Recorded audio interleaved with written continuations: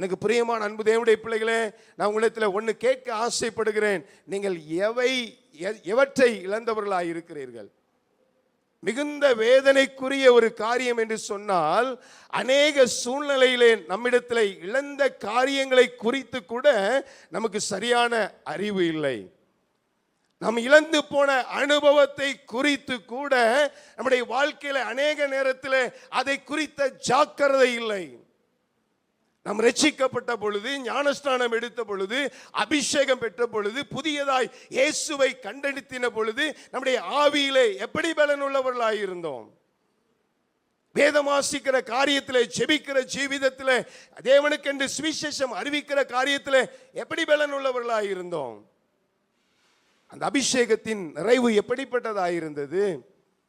அந்த அந்நிய பாஷையின் அடையாளம், அந்த அந்நிய பாஷையில கரத்தை தட்டி ஆண்டவரை ஆராதிக்கும் பொழுது, அவரை தொழுது கொள்ளும் பொழுது நமக்குள்ளே உண்டாகிற அந்த சந்தோஷம் எப்படிப்பட்டதாக இருந்தது? இழந்திருக்கிறோமே, என்றைக்காவது நாம் இழந்திருக்கிறோம் என்று சொல்லி ஐடென்டிஃபிகேஷன் பண்ணியிருப்போமா?